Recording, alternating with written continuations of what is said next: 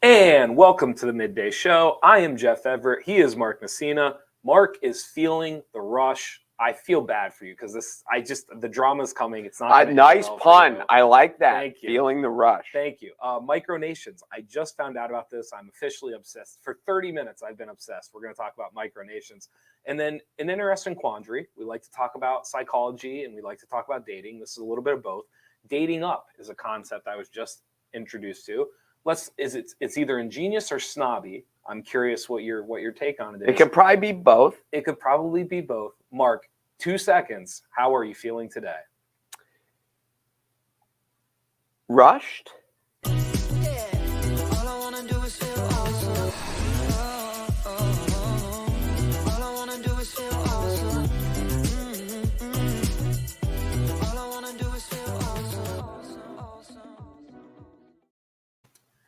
Thanks for joining us again on the Midday Show.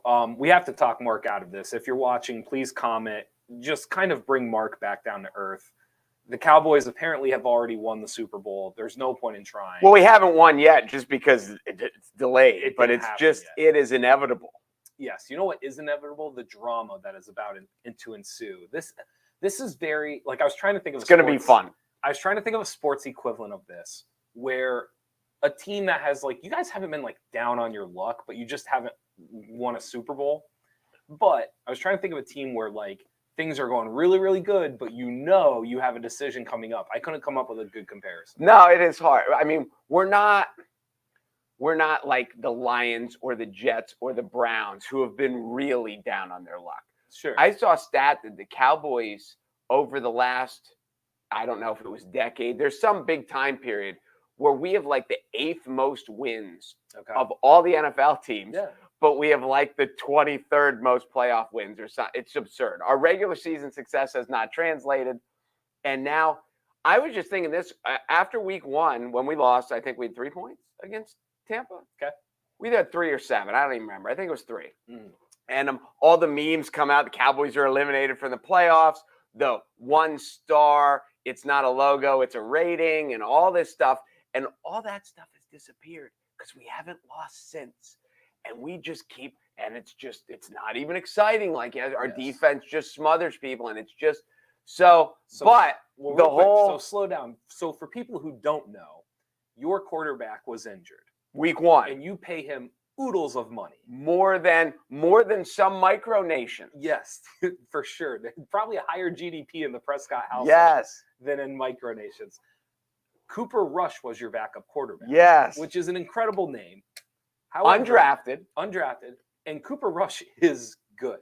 Like, if anyone wants to debate, people can say, like, he's maybe not like Dak Prescott or da-da, but he is clearly good. And Cooper Rush has won 4 straight games for you guys. And he started 1 game last year in an emergency role and won that one. Yes. He started 5 games and he's 5-0. Dak Prescott could come back. He's close. At any moment, essentially. And now the questions begin. What do you do? Do you have to let him play? Well, and what the other drama is, we play the Eagles or the Eagles, depending on what part of the state you're from, right? On Sunday night. So whoever, there's going to be people in both courts. Sure. Keep playing Cooper. It's Dak's job until he. So whoever gets the nod. Like they throw, it might be in Philly, so they might get a reprieve. Right. But whoever throws a first pick, a bad series, a 3 and out, the fan base is going to be like, bring in the other guy. You don't want 2 good, healthy quarterbacks at the same time. And that's what, no, you know who wants it? Everybody else who likes to laugh at the Cowboys. Because the soap opera is about to begin. So here, I mean, this would be my question. Do we know Dak Prescott is good? Like, good? Well, he's good. I never have thought he was great. Like when you're ranking the elite, Dak Prescott to pro quarterbacks is Penn State to college football. Okay. They're not Ohio State and Clemson and Alabama, and they're not there, but they're in the next group. He's in that next group. You don't pay him like he's in the next group. We pay him like he's a micronation. You pay him like he's a Dallas Cowboys star. And my question is, are we sure, after what Cooper Rush has just done, are we sure that Dak Prescott is a star?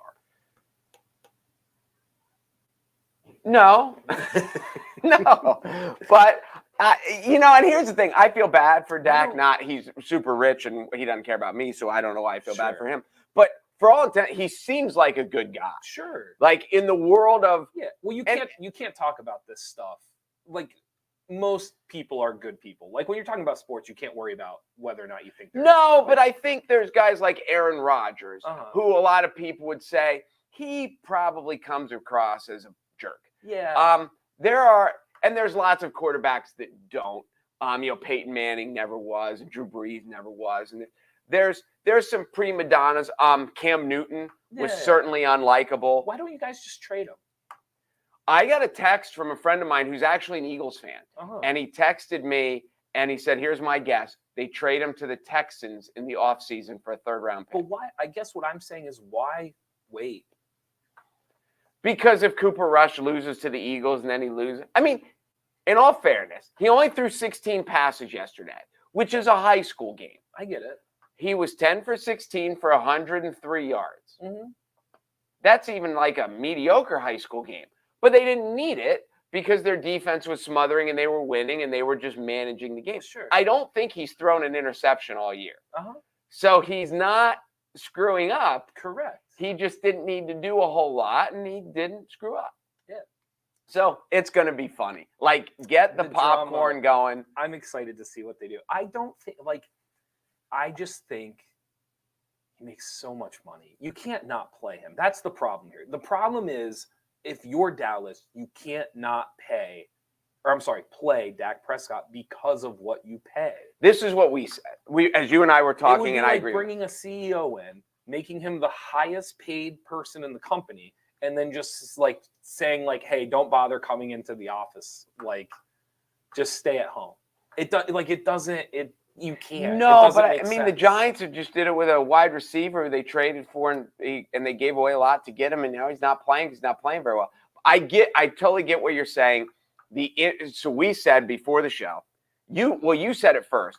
It's a perfect scenario for the Cowboys. They play Cooper Rush one more week. He goes to the Eagles and loses, and then all of a sudden, a little bit of the luster is off the star, no pun intended, and now Dak can come back. Yeah. But if you go play Cooper and they win because the defense throws up another gem and they pull one out 20-17 or 17, something like that. Yeah. Now you have to stay with Cooper.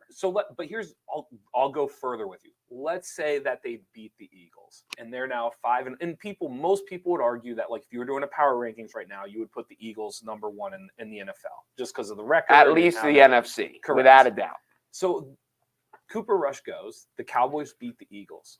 The problem that you're going to have now is as you inch closer and closer to the playoffs and winning the title becomes a possibility, they're not going to be able to justify to the fan base losing in the first or second round when the majority of the payroll sat on the bench. Half of people are going to say you could have traded him, brought in some other pieces to help us win this year. Like it's just not going to work. It's not going to work. Well, I think the way quarterbacks are dropping, you don't want to. The Dolphins are on their third quarterback. The Patriots are on their third quarterback. Mm-hmm. The Cowboys have had the Jets quarterback. The starter was hurt to start, and there's quarterbacks dropping like flies. Mm-hmm. So the Niners lost their starting quarterback. So I think having a good backup is a good thing, as the Eagles found when they won the Super Bowl. It's good to have a backup quarterback. Yes, having a good backup is important. They just can't be the highest paid player. It makes it fun, doesn't it? It is wild. The world is going to have fun. America likes to have fun at the Cowboys' expense, and even when we're on a roll, the country is going to laugh at us a little bit because it's going to be. But again, if you bring Dak in and they lose, you don't think the fan base is going to go crazy? Of course they are. No, absolutely. But at least, I think most Cowboys fans would at least understand we're paying X, so we better make sure that X is not the thing we should be doing. I get it. It's going to be fun. It's going to be a lot of fun. Interesting. Shout out to Horizon Federal Credit Union. I did not know, everyone has a slogan, a saying. I did not know Horizons. I found it out when I saw the logo, See Beyond Today. Which makes sense because it's out on the horizon. On the horizon. That's yes. very clever. I wonder who came up with that. That's very good. Very, very clever, but I didn't know. So Horizon Federal Credit Union, thank you for supporting NorthcentralPA.com. They're like banks. Yes. I don't know. I don't even know what the real difference is, but you need home loans, you need personal loans, you need all those. And Horizon Federal Credit Union can do it. Or Horizon, is it federal? Yeah. Did I just throw that word in? No, I think it'll work. All right. So yeah, there's multiple locations, they're an and FC. they do a nice job. Micronations. I just found out about this. This is a really interesting story. This is life-changing for you. For me, it is. So it's starting to trend now. So if you're on the internet, if you're on your phone, after the show, go and find this. Really, really neat. There is, in the United States, there is a man by the name of Kevin, and I'm going to call him Baugh. It's B-A-U-G-H, unless you give me a different pronunciation. I would think you're right. Kevin Baugh. He is a self-proclaimed dictator of the Republic of Molossia. Molossia is a 1-acre micronation with a population of 35 in northwestern Nevada. It has a currency pegged and a navy consisting of 2 kayaks, just trying to hit like some of the bullet points. I don't think he really gets, like dictator, you're supposed to lay down the hammer. Yeah, when you hear some of their rulings, I don't think he really gets the dictator thing. It's a self-proclaimed independent state whose sovereignty is not recognized yet. He's very big on the yet by the international community. Now, when you first hear about this story, it sounds like just some old loony kind of just saying things, right? However, as you start to read into more and more of it, when he was in 1977, when he was 15-year-old, he watched a movie called The Mouse That Roared. It is a satirical 1959 movie about a tiny fictional nation waging war on the U.S. Have you ever heard of this? No. I've heard of this. I've never seen it before. He loved the movie, grew up eventually, heard about what micronations were. There are currently 67 micronations all around the world, tiny plots of land where people claim that they have their own sovereignty, but exist within the nation that they are in. So he is one of 67. This isn't just some guy out on his own trying to claim. Micronations is a thing. They have a website, they have a national anthem, they have a flag, they have their own GDP. They pay taxes, but they refer to it as aid. It's foreign aid. They're giving foreign aid. Their taxes because they're helping another country. What do they base their currency off of? They base their currency has a name. Their currency is based off of the US dollar and chocolate chip cookies. So they use the price of a chocolate chip cookie. The value of a chocolate chip cookie. Yes. So if chocolate chip cookie prices inflate, so too has the GDP of Molossia. And what had to do with Diet Pepsi cans? So they have their own system of measurement as well. And the system of measurement is based off of 2 things: the size of the dictator's hand, and a Diet Coke can. Is how they decide how the distance of things. But they have names for it, all these different titles.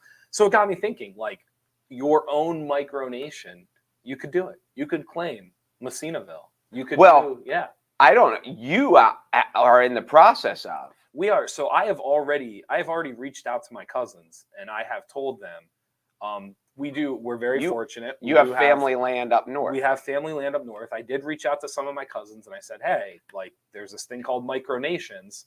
And if we wanted to do it, we could do it. My issue, and I said this to you earlier, I think a lot of the examples that I looked into, 1 acre, 2 acres, you have 3 acres, a farm. We have like an old farmland. So my fear is we might not be a micronation. You might be a nation. We might be a microcontinent is what I'm afraid of. There you go. Yes, that's my fear. But it's really neat. They have 2 inflatable kayaks that he refers to as their naval fleet, which is really, really good too. So again, if you get a chance, he said something about Walmart. What was his comment about Walmart? Or they would starve to death? Yes. So the reason they have passports. Oh, they have dual citizenship. And so they are part of their country, but also U.S. And the reason is that if they could not go to the local Walmart, they would starve. They would starve to death. So they need dual citizenship so they can utilize. So obviously the guy's in on the joke. He is very in on the joke. But it is like people have family crests, right? Like people have homesteads, like they have. It's kind of just taking it one step further. It's not that absurd. No, it's not Yeah. that absurd. It is basically the family farm. Mhm. And because, I think we failed to mention all the members of this micronation are part of his family. They're all related. Yes. And he included the dogs in the population. When they ask for the population count, he includes the dogs in the population, So, which is also yeah, good. he is I wonder what he did for a living. Did it mention that anywhere in there? It doesn't say. I mean, he is now. He's in his 60s. 65, I think it said. So he's up there now. And again, this is not new. Like this is something he's been doing now for like 20 plus. He's over 2 decades in. But he must have had a real this. job, unless he was Sure. independently wealthy to begin Absolutely. with. Well, the best is when you get a chance to see the photos, he's got the military hat, he's got badges, and then he has a sash with like this green, like I don't even know how to describe it. So he looks the part. Like That is awesome. It's really, really great. The other thing that I read too, they have elections and somehow he just keeps winning. Because he's a dictator. Yes. Which is also just beautiful as well. That is great. So they'd have elections, they have votes, they go the whole. I mean, imagine like holidays in that family, like the absurdity and how much fun some of it must be. Well, it's certainly the creativity. They're way more creative than a lot of families. Sure. And then I think the last thing that I had said to you was they have waged war on other micronations. However, waging war micronation to micronation is really just like spamming the other country's inbox. It's basically an online war of wits and just trying to ruin their day by making them go through hundreds of emails. It's like jamming the defense system, like Spaceballs. It is. Have you ever seen Spaceballs? I did, but it was a long time ago. Okay. No, really, really good. So what would be your one? Do you have a rule? Do you have one law? What would be your? Oh my gosh, I would come up with lots of them. I just had a new one yesterday. Of course. What was it? You can't remember. I don't remember. Well, when I run for president, the first thing on my platform is the day after the Super Bowl will be a federal holiday. So there you go. That's when we will celebrate President's Day. So it will be the day after the Super Bowl. So Massinaville, the day in after Massinaville, the day after the Super Bowl. I was just saying, as most schools, we didn't even mention today is it's not Columbus Day. It's Indigenous People Day. I keep referring to it as Columbus. Yeah, I think people will. But around schools, it is. I think countywide, I'd heard that it is mandatory in Service Day. Okay. So the kids aren't coming, but they're not celebrating Columbus Day because the more you read about Columbus, the more he was a really bad guy. Sure. He was a successful sailor, but he was also a horrible human being. But it's too bad just in the timing of it for us that it didn't happen next week because the Eagles and the Cowboys play on Sunday Night Football, and it would be nice. Or if school districts were really, really nice, they would call like a 2-hour delay next Monday morning so the kids can stay up and watch a football game. Tastes like good. I assume the risk of a military coup for these micronations is small, but never zero. No, that's why you need a fleet. That's why you got to have the just him referring to the kayaks as like, hey, get the fleet out of the car. And they're inflatable. It's not even real kayaks. Yes. He bought them at Walmart and they blew them up. It's just really, really good stuff. So if you get a chance, really interesting story about micronations. It's trending online right now. A little bit of fun with it as well. Will we be able to, will you have to be a relative of your microcontinent, or can people cross the border illegally and then become? I think to get immediate membership, right, you probably have to be a member of the family. But I'm going to make a test so that you can earn citizenship in. Did you ever see the movie Diner? No. It was based in Baltimore. It was a lot of the famous people like Gutenberg and Mickey. Who was the wrestler? Mickey Rourke. Mickey Rourke. A lot of these guys when they were young, and one guy was getting married, and it was based. I think it was 50s Baltimore, 60s Baltimore, but his fiance had to pass a test on Baltimore Colt history before he would marry her. That's pretty. So yes, it was part of the thing in the movie. I think having a citizenship test would be fantastic. It would be really, and then you make the in-laws like when people are gonna get married and stuff, they have to take it would be really fun. Would it be Blossberg history, or would it be more expansive than that? No. I think you're looking for like pop culture, Okay. like those types of like movie lines, things Yes, that because you said. want someone who can keep up with conversation. Right, exactly. I think it's those kind of things. Yep. You're on to something. I thank you. I appreciate that. Superior Plus Energy Services. It's where I get my propane from. You can check them out together. They are feeding America. I get my propane. They have other services as well. I don't have them in front of me.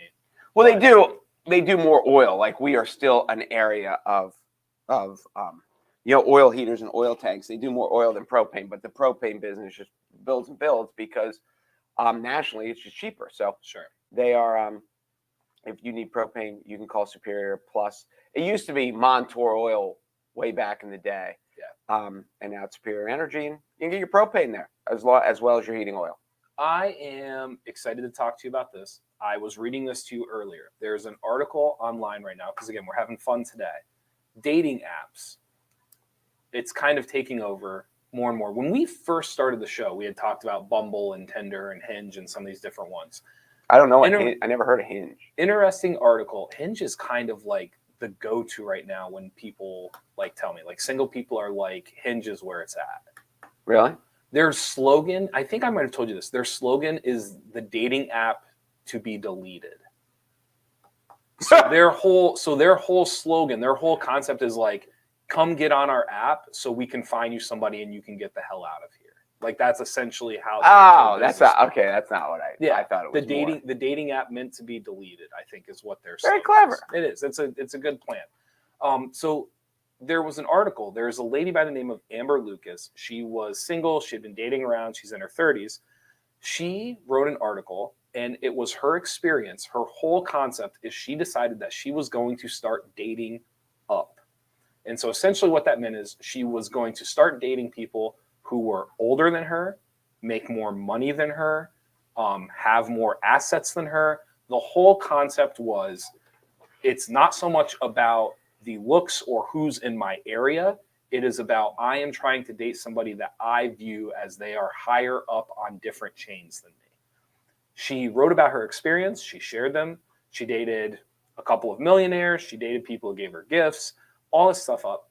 I'm fascinated by this. Part of the reason I was reading it to you is I think she might be a genius, but I also find the experiment snobby in a way. Did your girlfriend do this? Is that why you researched? My girlfriend? Yes. Did she try to start dating up? Yeah, she ended up with me. I would not call it dating up.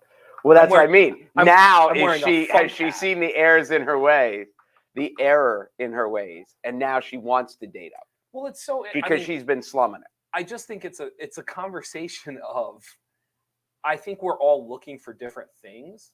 It's funny how when you start to categorize certain ones, you put them all together, and it does sound snobby. Like dating up to me, I mean, you want to have a high standard, but at some point, aren't you just being a snob? I don't know. That's why I'm having this conversation. It's fascinating. It is a fascinating conversation, to be totally serious about it.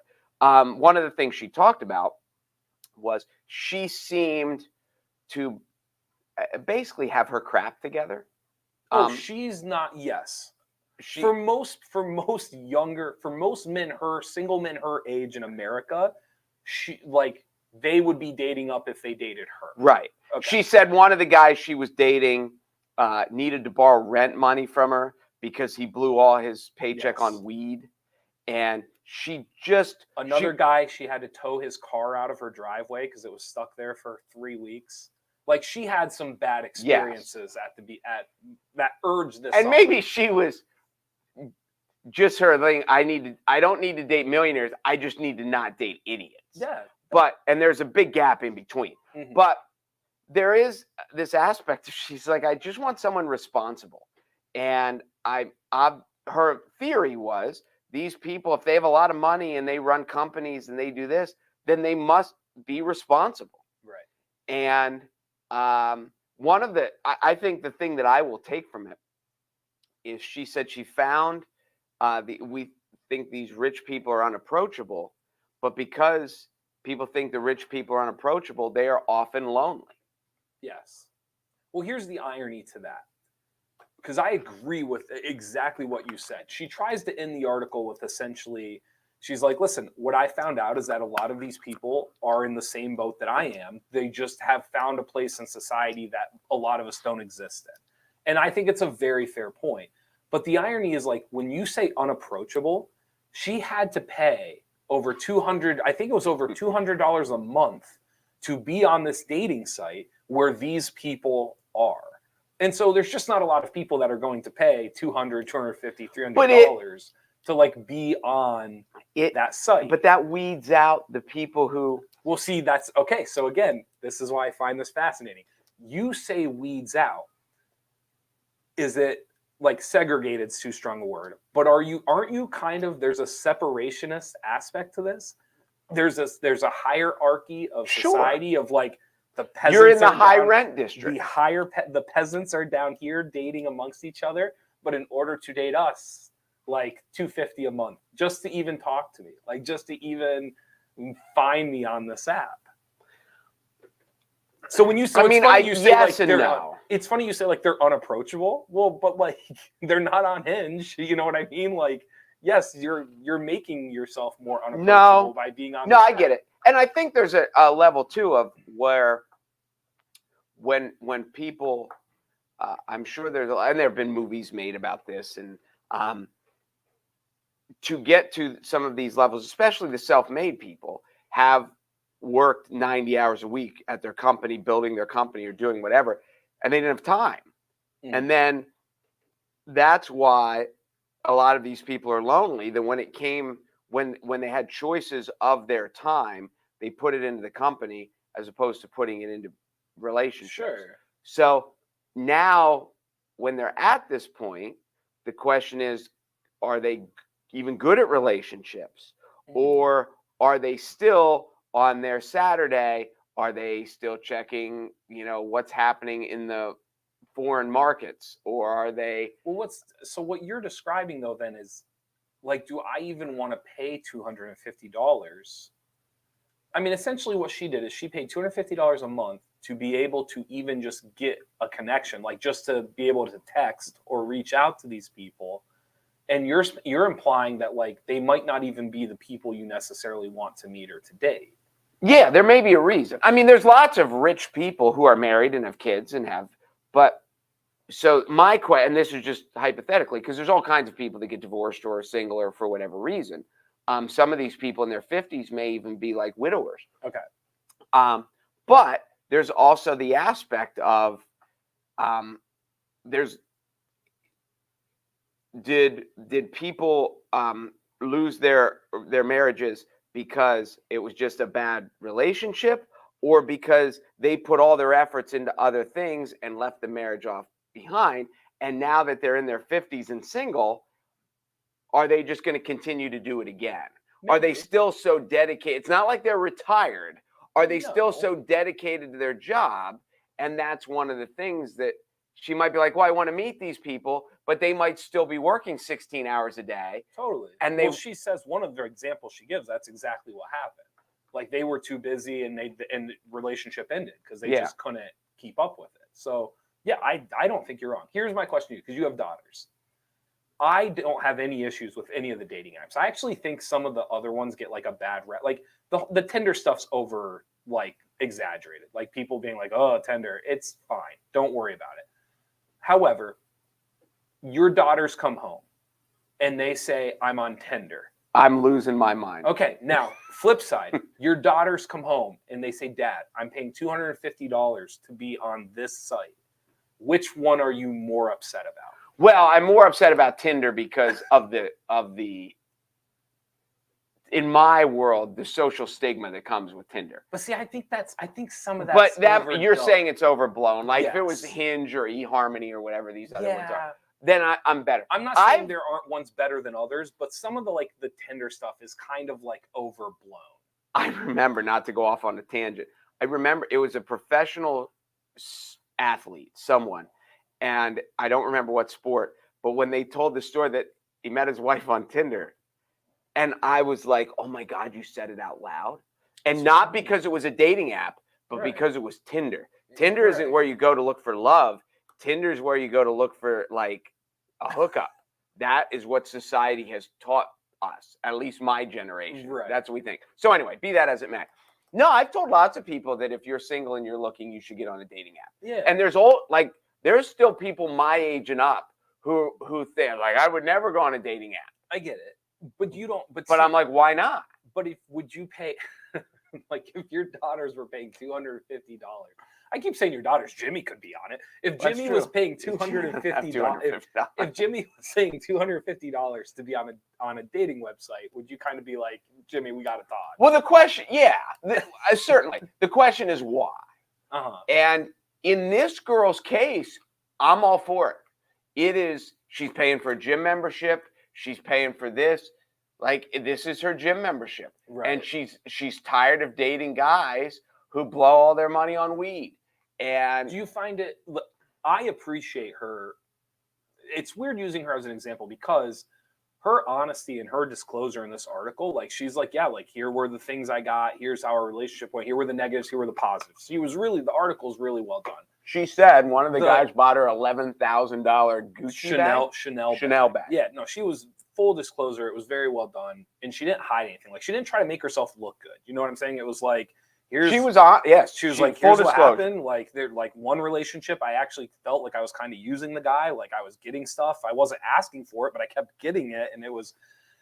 Where was I going with that before you brought that up? We talked about Bumble, Tinder. You asked about my daughters and if they were using it, and we were talking. We would have a discussion. So while you're thinking, my discussion would be with them is why. And again, I understand why this girl did it, but to my kids who are in college, to be like, are you looking for the sugar daddy, or are you really looking for a relationship? Because just because the person has money doesn't mean the relationship's going to bring you what they want. Is there any level of snobbiness to this for you?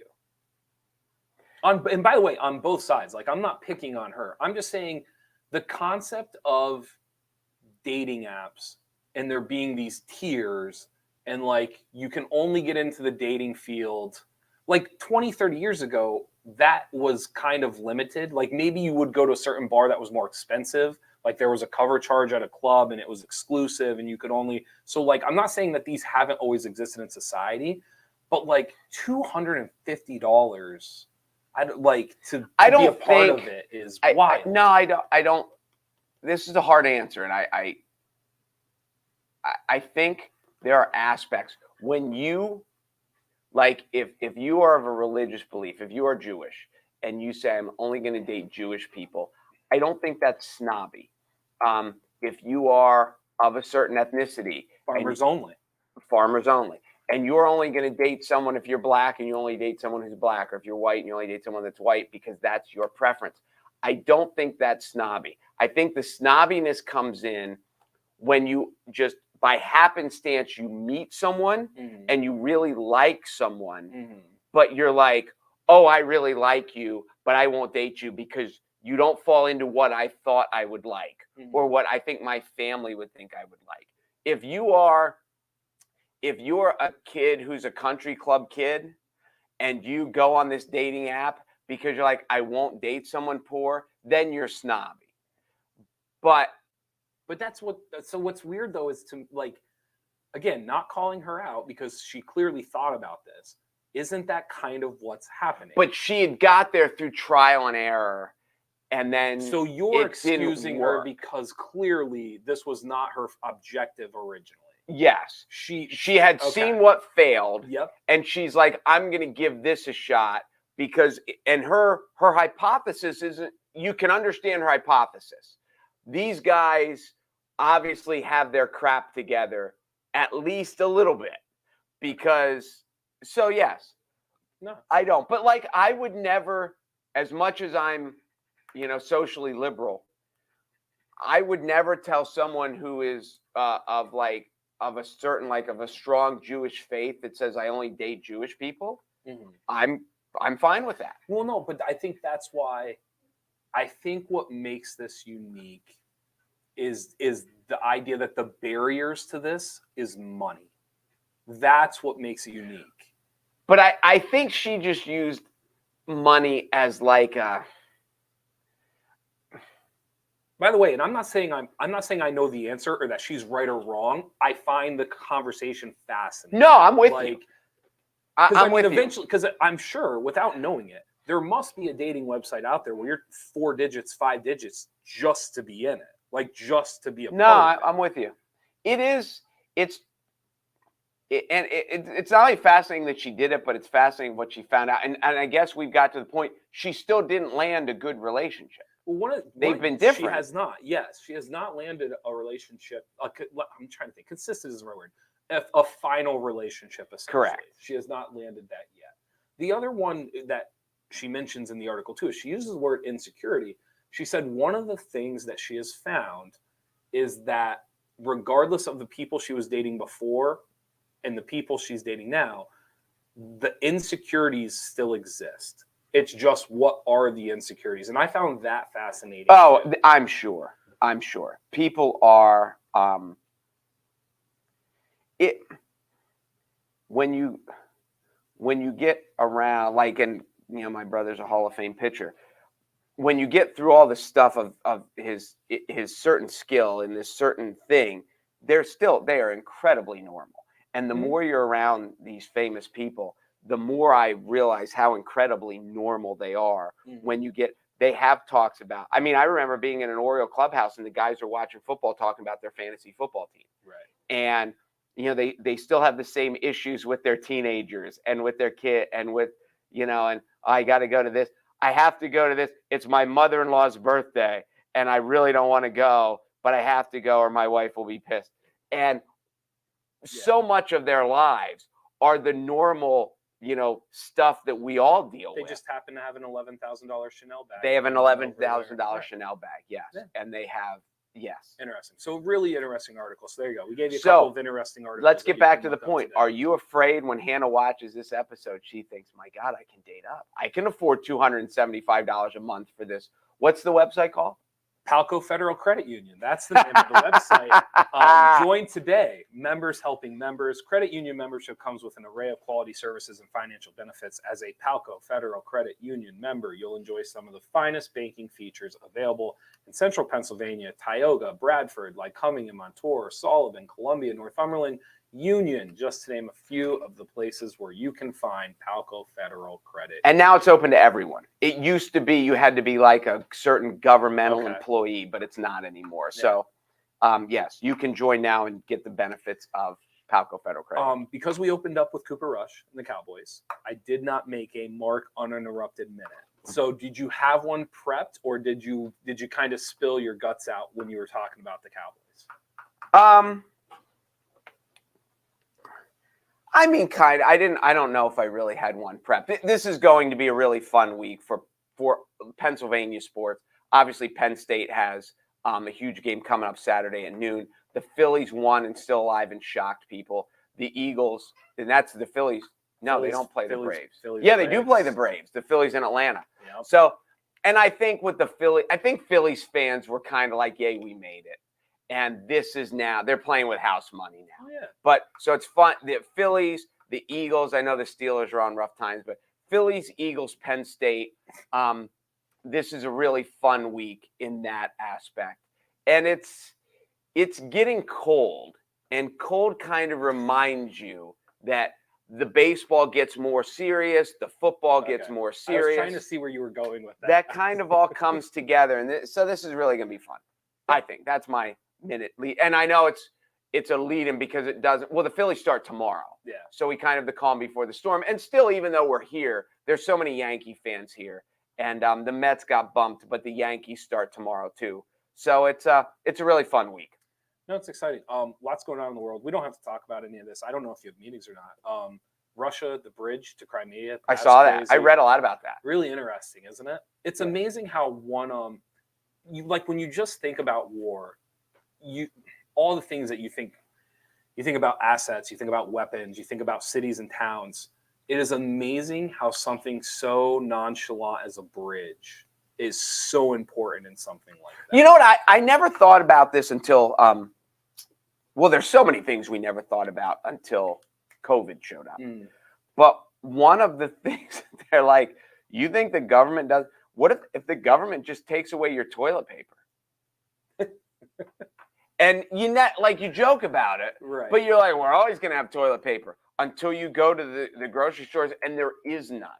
And just things like that would debilitate a country. Forget about a bridge. Right. Like, what if there's no toilet paper? What if there's no bottled water? What if there's no, and you only have well water and now all these. So, right. Yeah, it is. It's crazy how much we still rely on old-fashioned infrastructure. Oh, yeah. So one of the more famous, and I did not know this until I think it was near the end of, I shouldn't say the end of, because who knows when it actually started, when it ended. But during COVID time, have you ever been to the Curve? Like, you know how there's the Altoona Curve? Oh, the Altoona Curve. Yes. I've read about it. Okay. But I've never seen it. So one of the fascinating things about this, and I've just learned about this in recent years. So when Germany, Hitler, World War II, I've read about this too. They had a list of like the 10 most important landmarks in Pennsylvania that they would try to hit, that they would try to debilitate. And that curve, that railroad system was like in the top 10 things that Germany had talked about needing to, because it was the connection from the north down through. It was such an important part for infrastructure and for getting things to and fro. So it is wild. It's like I said, there's just things you see people shooting at each other and you see people moving, and it's just all of like the news of like what is a good image, like what looks well. But really, like the things that some of those countries are protecting is something as basic and as simple as a bridge and how important it can be. If you're ever bored and you want to take 10 or 15 minutes, the engineering of the Altoona Curve, because you're right, they couldn't get east to west. Yes. And they had this, and they were stuck. And just the engineering marvel of how long ago they designed it. And because we know it now because it's the minor league baseball team. It's the Altoona Curve. And it's far enough away from us. For a lot of us, the only time Altoona comes into play is when we're going to Pittsburgh and points further west. But if you were ever bored, a 15, 20-minute internet search of the history of the Altoona Curve, it is a fascinating read. Well, so like I was saying, during COVID, I had people in my life that went because they have it all set up. Like you can go there, you can have like a picnic, you can watch the trains and like everything moving, and it's pretty neat. It's pretty cool. It is. It is a little. It was amazing to me because that's when I read about it too. We might have read the same thing, not even knowing. Yeah.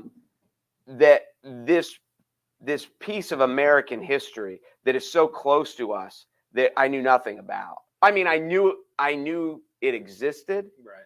But I don't even think I knew that the Altoona Curve was based on a railroad curve. Right. I just thought it was it's a great pun for a baseball team. You're right. But I didn't know the history of it. But it is neat. Yeah, it's really, really neat. I saw, I don't know if you saw this, just going back to the bridge near Crimea. Because the bridge near Crimea sounds like a fictional story. I know, but it might be a movie someday now. Yes, it could be. They were actually going through and they were showing, because I like geography. A lot of people, it's boring, like to look at maps and stuff like that. They're not amused by it. And I totally get that. They were talking about if you were a Russian soldier right now in Crimea, they were saying it is almost impossible to get back to Russia in under a month right now. So just to wrap your head, instead of it being a 5-10 minute trip over a bridge, they're saying you literally would have a hard time getting back to your home country in under a month. Wow. It is wild to think about. Now, obviously, if you get on a boat or something like that, but I'm assuming I think they're under the assumption they're not going to be able to take a boat home. Like they're going to have to actually figure out how they're going to do this. It's wild to think about. I don't have anything else here in front of me. It's just a lot of different things going on. It's Monday. I'm glad you were like, we're doing a show today because it's a holiday, but it's not a holiday. It is, but it's not. It's like a half holiday. No, it's good. It's I don't know. As I've gotten older, we've talked about when you're kids and you get to like summer's great and then fall sucks because you're back to school.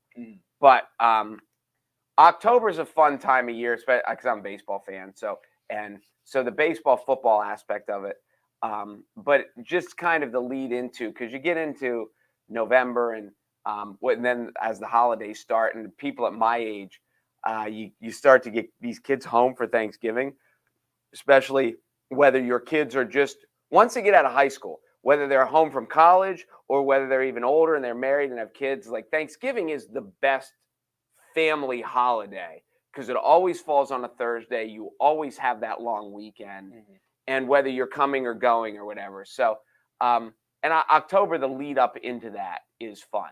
It's just because you know what's coming. It's really like, I just think life is very enjoyable now up until January.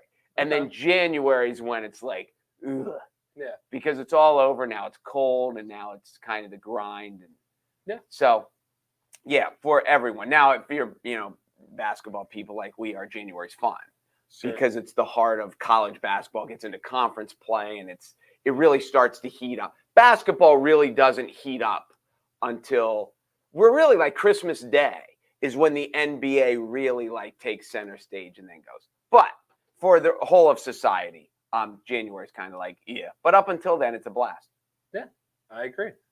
Thank you to Waste Markets for being the title sponsor. Be sure to get your grocery rewards, your gas rewards. Start earning those points towards that Thanksgiving turkey, which they are doing now. They have turkey rewards. I was in Weiss today. There you go. What'd you get? What was your thing? I can't tell you. It's a present.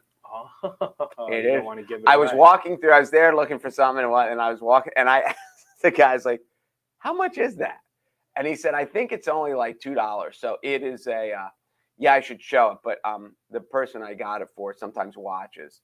And no, don't give it away. You don't. So no, I will show it, but it was good. It tastes like good. Boats aren't an option now. He was referring to our bridge Crimea conversation. Their fleet is super at risk of attack now. I was thinking they could reach out to Molossia, the micronation of Molossia, because their fleet, they have 2 inflatable kayaks. They could lend a hand. What is HIMARS? HIMARS. That's a good question. If you're listening, what's HIMARS? It's an acronym, obviously, for something. So if you have a I bet you it's missiles, high something missiles, and something system. Yeah. If you had a drone, would that be your Air Force? A drone? Do you have a drone? I don't. My girlfriend's dad has a really neat one, and they are it until you see like a really good one. Because I always saw like the toy, I don't want to say the Walmart version, that's rude, but I always saw like the lower level drones, and they're always kind of like, okay, like cool. When you see like a real drone, it is the capability and what these things do is. So now you're searching, you're evaluating your acceptance policy because it was too stringent, but the guy with the really cool drone might not become a citizen under your present system. And you need him. You don't need him, you need his drone. Well, now that I have a micronation, yes. None of this was true until 45 minutes ago. Right. HIMARS, High Mobility Artillery Rocket System. Oh. So no missiles, just rockets. And the rockets have a red glare. When the national anthem's playing, do you hum? What do you do? Do you sway? Do you hum? I sway. I kind of hands in front, hands behind. Hands in front.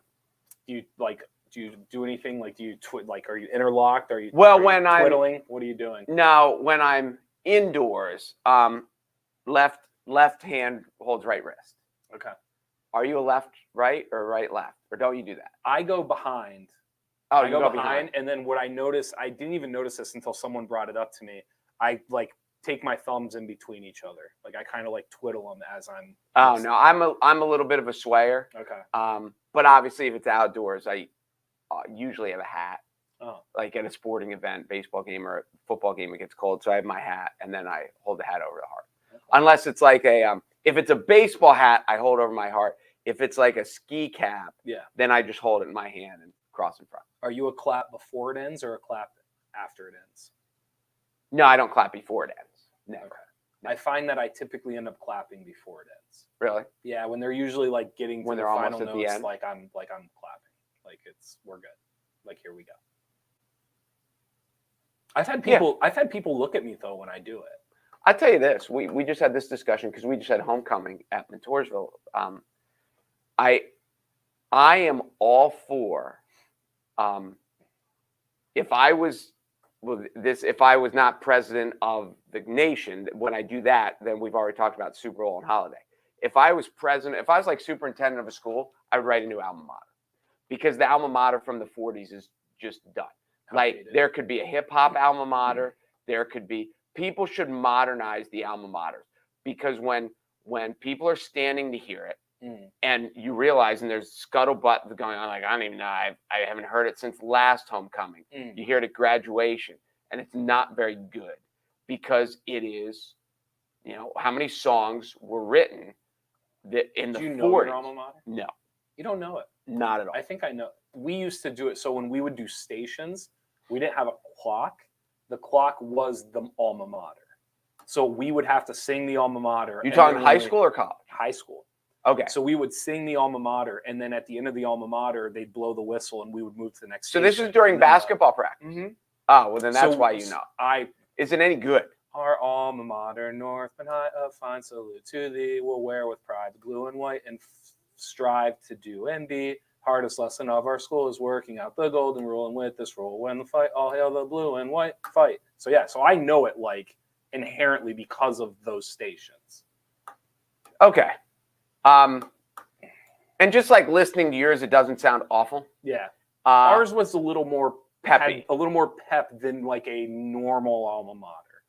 I think there are a lot of schools that should go look at their alma mater, and if the people who wrote it, if all the people who were around when it were created are now dead, then they should think of updating it. It's an interesting. I don't think you're wrong. I'm like, it's a lot to digest. But see, like I said, I also actually knew my school's alma mater. Right. I would imagine most don't. Or can we do this? Why is there a rule that you can only have one alma mater? Let's make multiple. Let's make an R&B version. Let's make a hip hop version. Let's make a rock version. Like, I'm not saying you're wrong. Are you open to, like, would you be open to having a different Star Spangled Banner? No. So you see why I different. Asked. Well, that's why I asked. That's why I asked. I mean, to a school, it's your Star Spangled Banner. Like, someone sat down one day and said, "This is it, and this is what we're doing." I get it, but I don't think there are people who say like the Star Spangled Banner sucks. I think it's just. Well, it's hard to talk about the musical merits of the Star Spangled Banner without people looking at you like you're anti-American. But I get what you're saying. But right. Even beyond that, if you just took it from a person who's like this, it's not. I don't think people are like, oh my God, this song is terrible. Here's this is the funny part for me. But I think a lot of people listen to their alma mater, especially when you're talking, if the alma mater is for 16, 17, 18-year-old kids, they're like, this song is terrible. No, I don't disagree with your point about alma maters. When you hear the Star Spangled Banner, there's not any part of you that's like, again, like we're doing this. Like, no part of you does that. And I don't mean that from the stance of like respecting America. I mean it from the stance of like musically having to hear a mediocre song again. I will say this.